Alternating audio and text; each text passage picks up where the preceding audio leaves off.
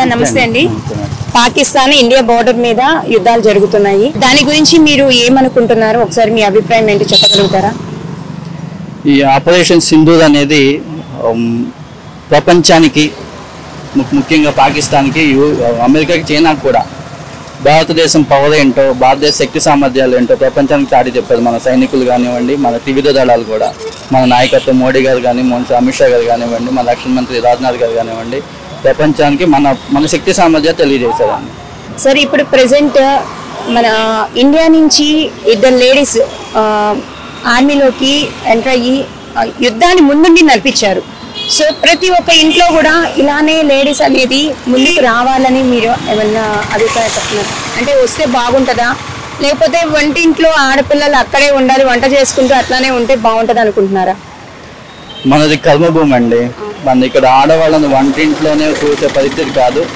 అందులో ఆపరేషన్ పేరు సింధూర్ అని పెట్టారు. సో దాంట్లో పాల్గొన్న వాళ్ళు కూడా ఇద్దరు మహిళలు చాలా చాలా అగ్రెసివ్గా, అంటే చాలా టాక్టిక్గా పనిచేశారు. అలాగే మనకి ఇక్కడ ప్రతి ఇంట్లో కూడా మహిళలు చాలా అగ్రెసివ్గాను, వేరే మహిళలు మన దగ్గర అంతా యుద్ధానికి ఝాన్సీ లక్ష్మీబాయి లాంటి వాళ్ళు యుద్ధం చేసిన భూమి, అలాంటప్పుడు ప్రతి ఇంట్లో నుంచి ఒక ఆడపిల్లల్ని పంపించడానికి అయితే సిద్ధంగానే ఉన్నారండి. అదే మీ ఇంట్లో నుంచి అయితే ఖచ్చితంగా పంపిస్తారా? తప్పకుండా మేడం, తప్పకుండా పంపిస్తాం. ఓకే సార్, ఇప్పుడు మోడీ గారి నాయకత్వంలో ఇంత టెక్నాలజీగా ఆల్రెడీ పాక్ వాళ్ళు చైనా నుంచి వాళ్ళకి కావాల్సిన మిసైల్స్ అన్ని కొనుక్కున్నారు. మన ఇండియా అయితే మోడీ గారు ఏది కొనకుండానే మన దగ్గర ఉన్న వాటితోనే ఉపయోగించి చేశారు. దాని గురించి స్పందన ఏంటి? పాకిస్తాన్కి చైనా నుంచి లేదా టర్కీ నుంచి మిసైల్స్, డ్రోన్లు వచ్చినాయి అని వింటున్నాము. వాళ్ళు దొంగదారులు అవి కొనుక్కొచ్చుకోవచ్చు. కానీ మనకి ఇక్కడ మనకి లోకల్గానే క్రియేట్ చేసిన క్షిపణులు చాలా ఉన్నాయండి. బ్రహ్మోస్ కానీ, అగ్నిస్, తేజస్.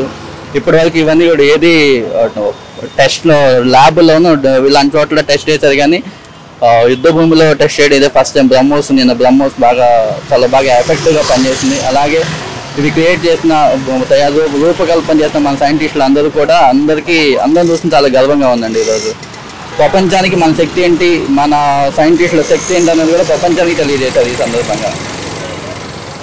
థ్యాంక్స్ అండి, thank you so much sir. Present Pakistan India operation Sindoor మీద వార్ జరుగుతుంది కదా, దాని మీద అసలు మీ ఒపీనియన్ ఏంటి?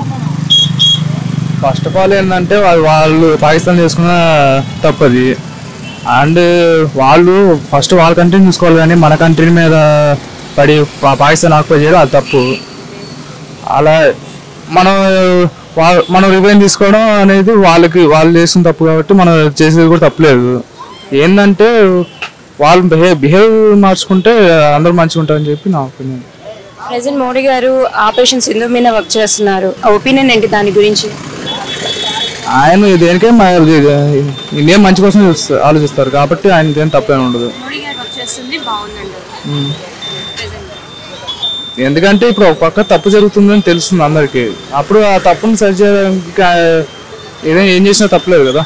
అంటే ఇప్పుడు ప్రెసెంట్ యుద్ధం ఆపేయమంటున్నారు కదా అమెరికన్ ప్రెసిడెంట్ డొనాల్డ్ ట్రంప్, మరి ఆపేయడం కరెక్టా, మనం మళ్ళీ కొనసాగిస్తే మంచిది అనుకుంటున్నారా? ఏంటంటే వార్నింగ్ ఇచ్చి వదిలేస్తే సరిపోద్ది అనిపిస్తుంది. అంటే వార్నింగ్ ఇస్తే ఒప్పుకుంటారా, మళ్ళీ రెండోసారి దాడి చేయకుండా ఉంటారా? ఇంకా తర్వాత ఎవడు మోడీ చెప్పిన ఆర్మీ వాళ్ళు ఆగద్దు, ఆ మోడీ వద్దన్నా ఇంకా వాళ్ళ పనులు వాళ్ళు చేసుకుని పోతారు.